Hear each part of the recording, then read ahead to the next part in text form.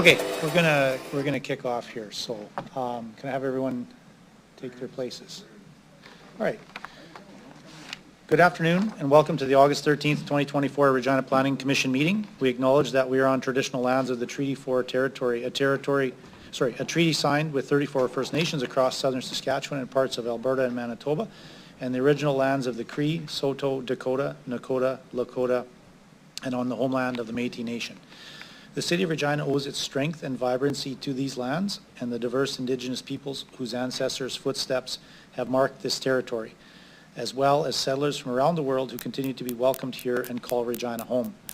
Some members of the Commission and City Administration may be attending the meeting today through video conferencing, and I would like to remind those members of the following. Please ensure that your video camera and microphone are turned off. If a member of the Commission wishes to speak, use the raised hand function to be placed into the speaking queue. When speaking, remember to unmute your microphone and enable your video camera. The reports from today's meeting will be considered by City Council at its meeting scheduled for August 21st, 2024, and the deadline to register as a delegation for City Council meeting is 12 p.m. on Monday, August 19th, 2024. Could I have a motion for approval of the agenda at the call of the chair? Mr. Das moves that. Are there any opposed? Seeing none, that motion is accepted. Adoption of the minutes. Could I have a motion for approval of the minutes of the July 9th, 2024 meeting? Mr. Adams moves it. Are there any errors or omissions in those minutes? Are there any opposed? Looks like that is carried unanimously. You're caught up? Okay. Okay, we'll now consider item RPC 24-22, a zoning bylaw amendment for 1176 Wascana Street. I will ask Zoe Drimmy to please introduce the report. And I'll turn.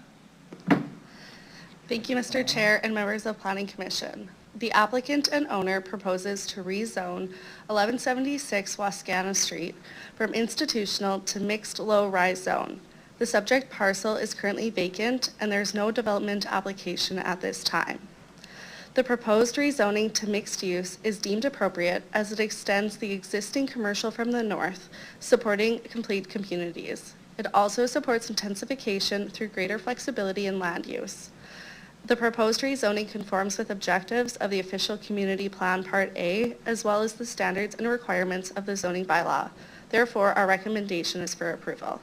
Thank you. Administration is available to answer any questions you may have.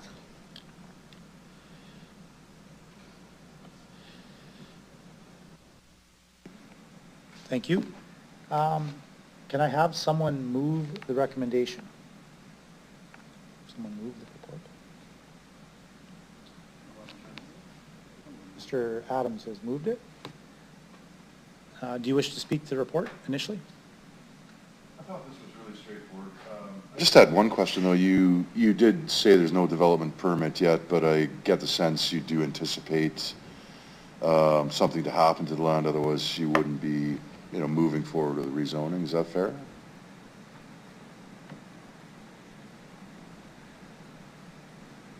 Oh, sorry. Mr. Mario. Yeah, through the chair, the developer has signaled their intent to develop in alignment with the ML zone. This is the same zone that's applied to various sort of localized commercial areas like 13th Avenue or 11th Avenue, or just sort of isolated commercial areas within neighborhoods. So it's intended to be kind of small scale type commercial with potentially residential. At this time, we don't know that though. Very good. Thank you so much. You're welcome.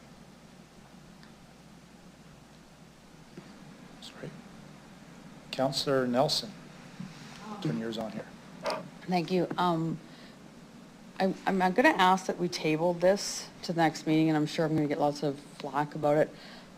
We don't know the developers, and I was trying to email back and forth this week, and we couldn't get the information. Now the information's available, which we just got. I don't even know who the developer is now. So I just don't understand how we can make a decision when we don't know if we may have a conflict of interest in something like this. And to prepare us, I feel that we should have had this knowledge beforehand in order for me to do my due diligence to make sure that I'm not in a conflict of interest.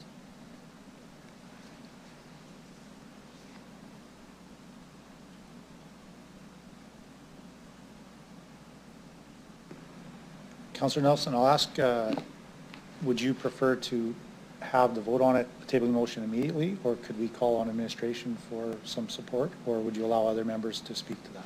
No, I'd like to call the table motion right now. The vote on the tabling motion? Okay.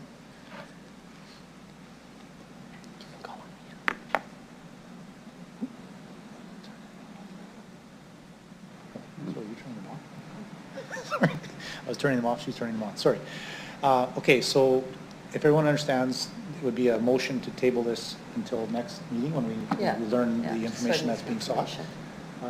So I guess we'll have the clerk call the vote on the tabling motion, please. So through you, Mr. Chair, there is no debate on the tabling motion, so we will call that immediately. Councillor Nelson? In favor. Okay. Mr. Adams? I have no problem in tabling it till September if there's no urgency, if that's the will of the board. I could say, so the recommendation is to table, so the vote is to If you yea or want it- nay on tabling? Yes, yes, or Yea. no? Sorry. Yeah. Yes. Sorry, my bad. Yeah, That's in favor? that's in favor. Okay. Thank you. In favor of the tabling. Sure, Yeah. yeah. Commissioner Sontag? Opposed?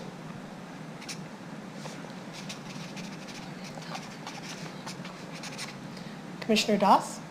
Oppose. Commissioner Gaston? Opposed.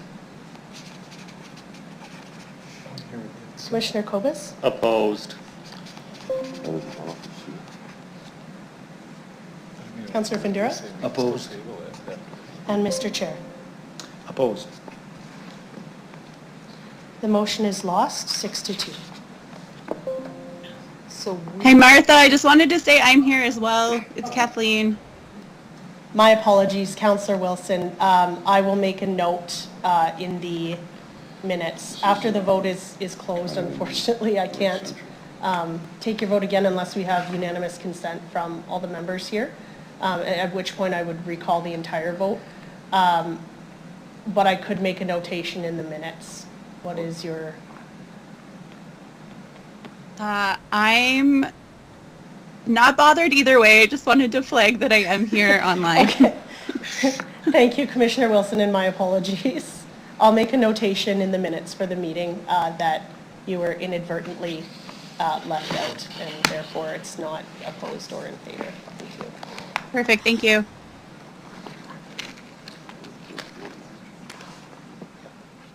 Okay. Councillor Nelson, you have the floor. Would you prefer to try a Well, different course of action? yeah, I'm going to leave because I don't want to be involved in this, and I'm honestly shocked that everybody here can say they absolutely do not know that they are not in conflict with this development when they don't know who the developer is. So that's it.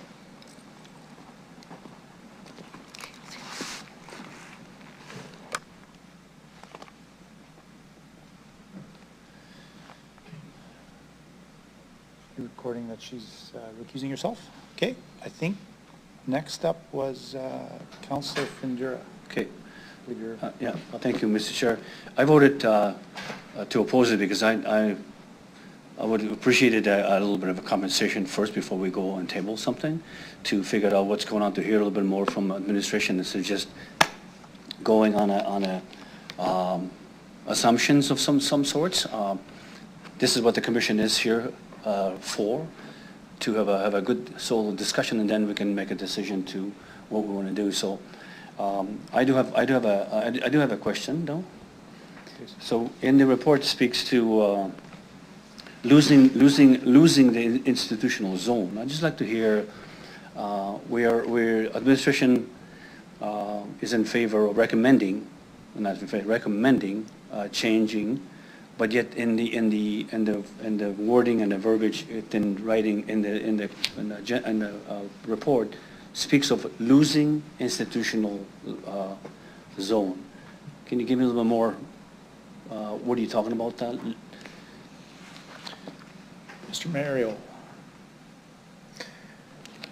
Thank you. Through the chair, the existing zoning of the property is I institutional. This is a zone that allows for public use facilities like schools, in some cases churches, but it was originally zoned as I institutional because this block was the site of a former fire hall. The fire hall was closed. It was situated kind of to the west where that residential building is. This is kind of a remnant from that. So it has never been developed as far as we know. It has been vacant land forever as far as we know, and there's obviously been no uptake of land uses for that zone within this parcel. So therefore we're deeming it appropriate to rezone to a different zone which may have more market interest and which is also in compliance with sort of the neighborhood surroundings and policy. Okay, thank you. Through Mr. Chair, I did stop by the area, so I do understand. So I was just wondering, I thought the whole parcel of land was developed, there was a condominium or an apartment built on that property, and so I was a little bit confused about why all of a sudden that part is different than the other one. I thought it was the one parcel, so that was the question. Yeah, through the chair, I can just add to that. That was rezoned about 10 to 12 years ago to allow for that development to occur. Right, I remember being part of that, Yeah. so, yeah, thank you. I just want to make sure. Just to continue then, reading and understanding the fact is that the owner of the subject property is asking for rezone. It's a public notice, public knowledge. Am I correct in that, through Mr. Chair? Through the chair, that's correct. We have a public notice policy bylaw which sets out the requirements for public notice, and that would include posting of a sign on the property, notifying property owners within 75 meters, and posting on our website. And further to that, posting within this Regina Leader post before advertising the bylaw. So all those 4 things will be done. Okay, so follow-up question to Mr. Chair, and maybe the commissioner will have others. If it's a public knowledge, wouldn't it be prudent for the administration to put the name or even number company in the report? Just try to figure out what Councillor Nelson was. What's that? You need my new glasses here checked or what? Through the chair, the owner is listed in the report. Okay, it's right on top here, yeah, I see that. Okay, so, so numbered company, so that means it's, I can find out who the owner is if I go for information, correct? Through the chair, I believe Ms. Willoughby could comment on that. Okay, thank you. Yeah, thank you, through the chair. So I can confirm that the numbered company that's listed, 147-77361 Canada Inc., it's an extra-provincially registered, federally registered company that's extra-provincially registered in Saskatchewan. The public registry system in Saskatchewan does disclose the directors and registered office for the company based on, we did a search of the corporation branch today just to confirm, just as any member of the public could. The sole director of this particular company is an individual in, I believe, resident in Ontario, which is where their registered office is. They do have a power of attorney in Saskatchewan, as they're required to do to be extra-provincially registered here. Beyond that, they're not required to disclose their shareholders within the corporate registry, but you would be able, should you be so inclined, to contact the company and request their share registry, which they're required to maintain if you were that invested in who the owners were. But the owner of the property is the company. Okay. Okay. I don't want to, We'll turn you back This is on. more from a planning perspective of the decision you're being asked to make. The ownership itself is not relevant to the planning decision, like the land use decision. That said, it could be relevant to your own personal decision as to whether you are in a conflict or not. So that is why sort of we've gone to this extent to share the information that we have. Then through you, Mr. Chair, so then for, as a personal conflict, so as a planning and as a company, so this is where my curiosity is, or a small concern about conflict of interest. It's administration presented this and recommending approval. I would say that administration would not give us some information that we could be, let's say, hurt by it, but as an individual, we know what the conflicts are, so we can research that. So, reason I want to talk about that because I don't believe there is need to worry about conflicts here as a commission. So unless if someone else, legal, tell me something different, I'm a little concerned with the comment that conflict or whatever. So I'm surprised with this tabling and the comment. So if someone can clear the assumptions here. I understand personal conflicts, but as a planning, I don't think we have anything to be concerned with. Mr. Chair? Be again, if that's all right with everyone? Oh. Yeah, sure, thank you. And through the chair, I would agree with your assessment, Councillor. The question of conflict is not for the commission to have a conflict. It's a personal question, and it's one actually that nor the solicitor's office or administration can advise you on. It's one you have to do your own homework on and decide for yourself whether you have a conflict or not.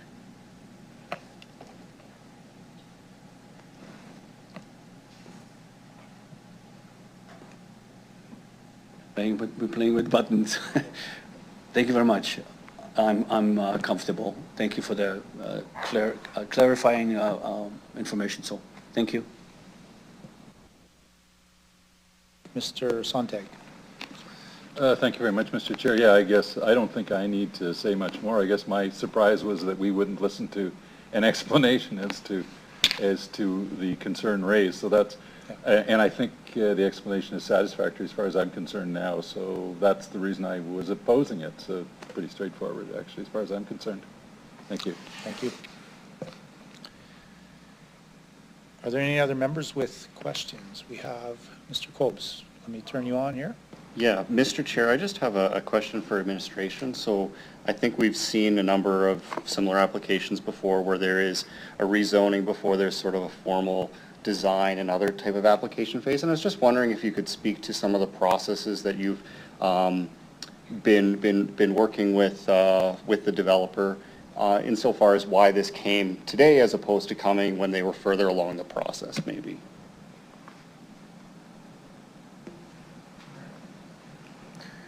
Sure, I'll start, and if Ms. Remy has anything to add, then I'll let her do that. But no, it's not necessary really that we engage in any formal discussions about a development during a rezoning phase. What Planning Commission and subsequently City Council is asked to do is to approve essentially a development concept which includes a variety of land uses. So that would include anything like smaller scale retail or restaurants, potentially some small offices, potentially some religious assembly types of uses. And if they start to get beyond a threshold intensity, usually that's around 300 square meters for most uses in this zone, then that requires a discretionary use. So we look at it in terms of what potential developments could come from this. Even if it did come with a discretionary use, it's not necessarily that they execute that, but the zoning would still persist beyond whatever approval that may have brought. So we have to look at the broad implications of the zoning in particular. So I don't know if Ms. Remy has anything to add about any conversations she may have had with the developer, but I can leave it at that. Thank you. Through the chair, It was a conversation we had. They were kind of bouncing around a few ideas that they were wanting to pursue, but they wanted to secure the zoning before they made those investments in site plan or building design and whatnot. And just as a follow-up question, I think it's pretty, within the materials provided, you know, there was a consultation that was held with the community as per the bylaw that's set out, but there was an extremely low rate of response. You know, is there another point in time where the community will be engaged again before this property is redeveloped, or is this kind of the end point in that process as well? Through the chair, that would depend on the development proposal that is eventually proposed. Right. If it is discretionary, then essentially the same public notice requirements would be required again. But if it is a permitted use, then they can go right to building permit and issued construction permits. Thank you.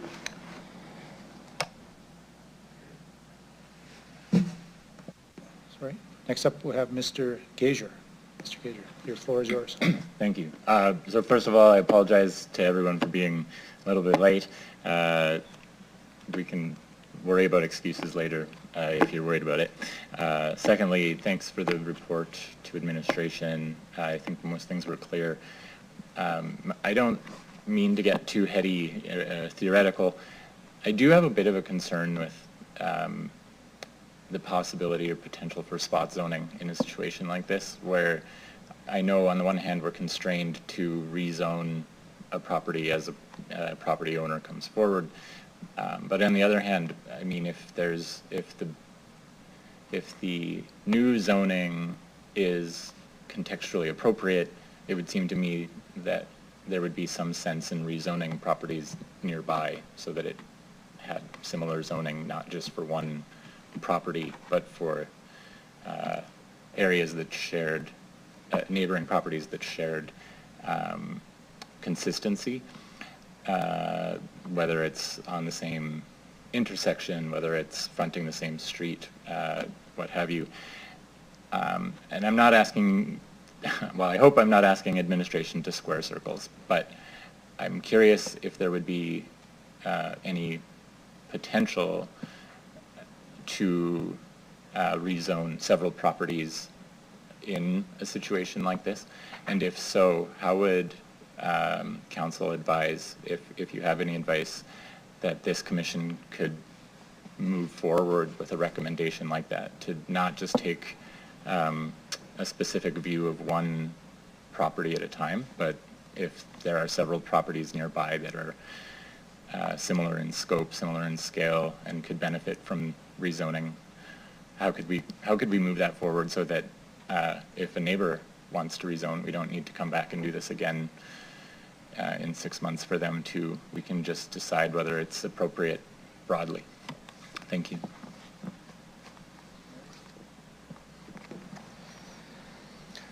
Yeah, through the chair, that is something we kind of thought about through the review process. So I guess when we kind of look at the context, referring to Appendix 2, A2, it shows the range of rezonings along zoning designations within the block. So on the north we have ML and MH. There's a parcel for RL kind of sandwiched in the middle, and then the property to the west is also RL. So it's already kind of a mishmash as it is. We considered the ML zone as kind of an extension of that L-shaped parcel, which is already on the block. So I wouldn't consider it to be a spot zoning, but rather kind of an extension of what's already existing. You know, it's not perhaps best practice to have a mash of zoning like that, but at the end of the day, we look at compatibility with surrounding development and whatever potential land uses could be developed on this parcel. So we see no conflict.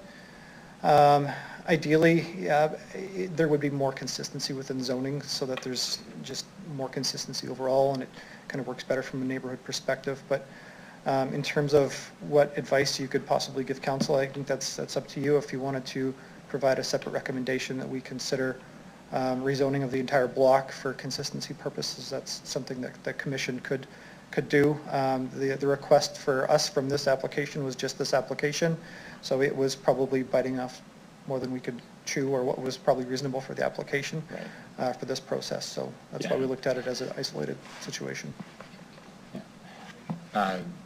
Yeah, through the chair. No, I appreciate that answer. I feel for you in the administration in that it would be a big perceived project to rezone several zones, and I mean, I have no particular concerns. I think you did the due diligence. I think it is pretty straightforward in terms of the parcel. I guess I would just say that I actually do think that you could make the case that the same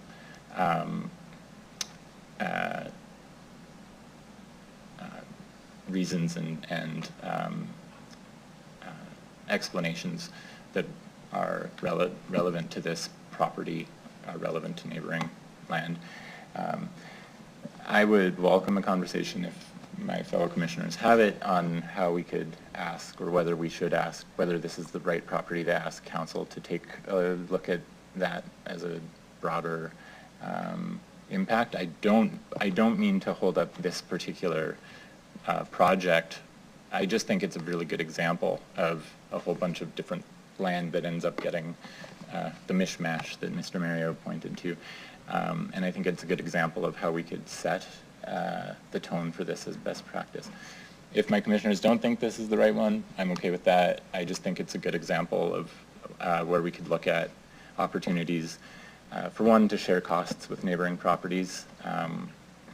If we did it prorated on land area, it's a big ask for them to come here to rezone, especially if you have to amend the official community plan at the same time.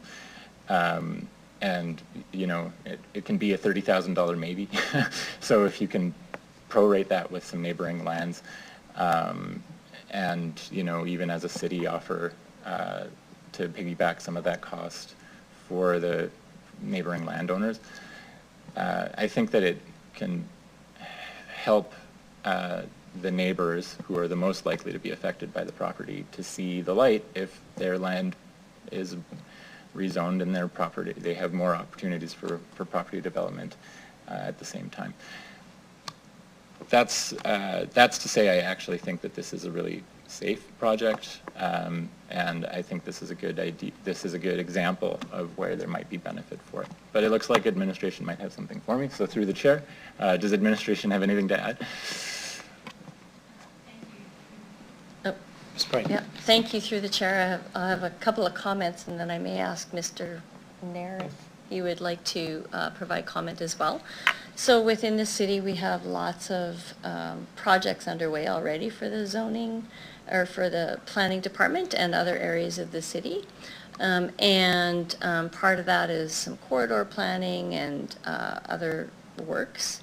And we also have some work happening within other areas of the city related to North Central and the inner city. And so I would ask Mr. Nair if he would like to provide comment on and that. And so I would say, you know, Mr. Mario's department has looked at this particular project and thought it works. And the rezoning of the surrounding projects wasn't necessarily a priority at this time for that area. And I would refer to Mr. Nair to see if he has any further comment to add about work underway. Through the chair, this project fits well within the context of North Central revitalization and in activating corridors. This is the type of development that ideally we'd love to see more of in North Central. So it fully fills the requirements that we're looking for in terms of development in the neighborhood and would be welcome.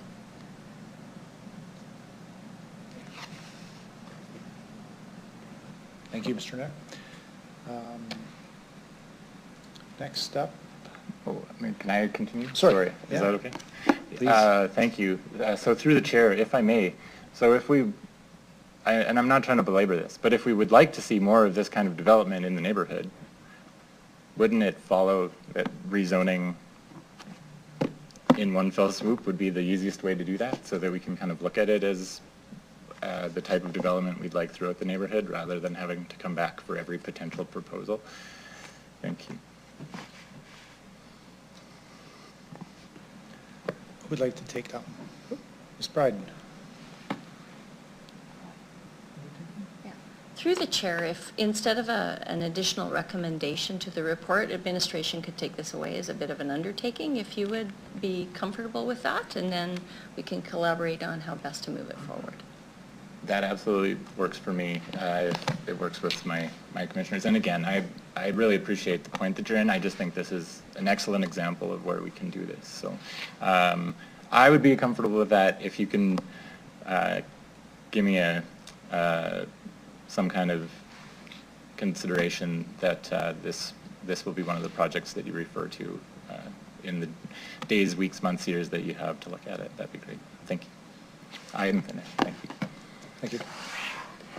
Just to clarify, you'll record that in the minutes as an undertaking, or how does that work? Through the chair, so the chair has just asked me if undertakings are recorded in the minutes. They're not formal directives of the commission. They're effectively like a handshake. They are tracked.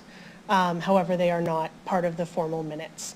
So we make note of them somewhere else, and then administration is provided that information, and they have access to the meeting transcript to see exactly what was agreed upon. Yeah. Okay, I think that clarifies it for everyone. Thank you.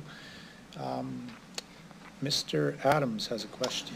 Yeah, it's just a really very basic comment. Part of the reason I thought this one was straightforward is because I had just done the property assessment search on this, and it is listed as 100% commercial already, the property, as the class type. So while I really respect the commissioner's views, and I think you're raising a really interesting issue, and that's important, in this particular instance, it's already 100% commercial is what I had understood. So you're actually really just bringing the more modern language of ML to an existing commercial property.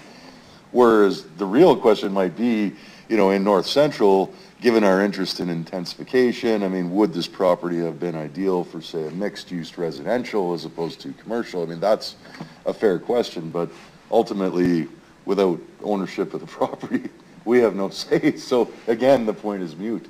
So I don't actually know how the commission can actually play a more meaningful role in, you know, these kind of one-off discussions about a specific property. On a neighborhood plan, sure.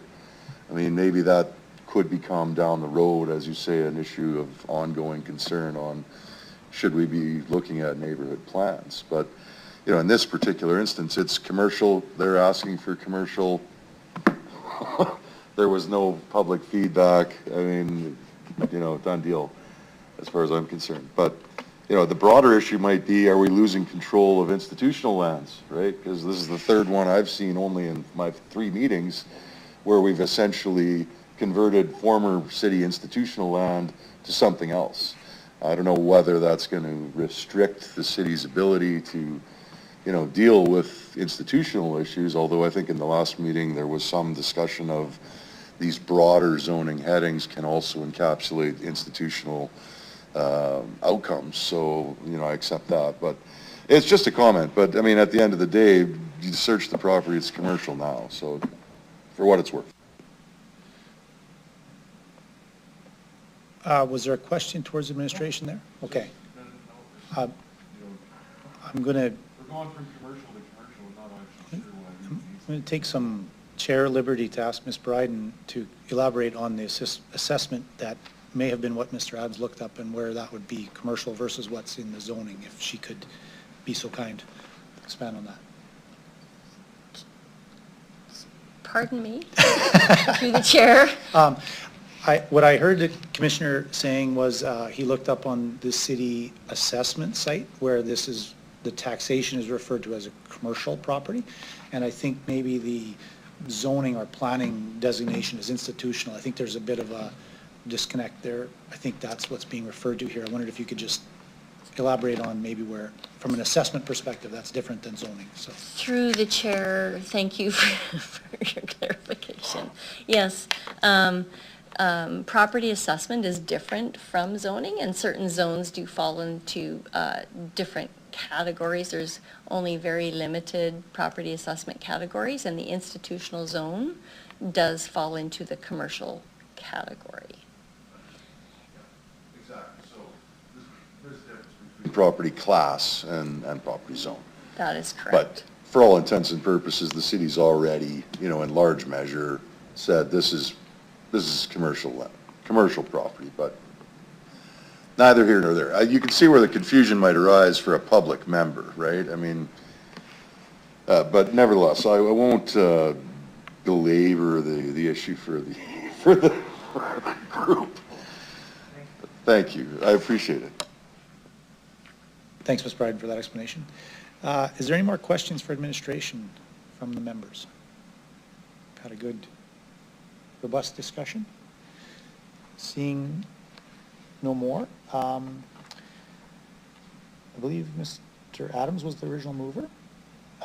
Would you like to close debate on this matter? Yes. Does that make it simple for you, That's- Mr. Chair? Yes, appreciate it. Very good, I very will good. ask the clerk to call, or start the vote. I think his further comment was to move forward, I believe. We're good. With the vote, sorry, yeah. Yeah, I mean, you took the vote, so I think it's over, right?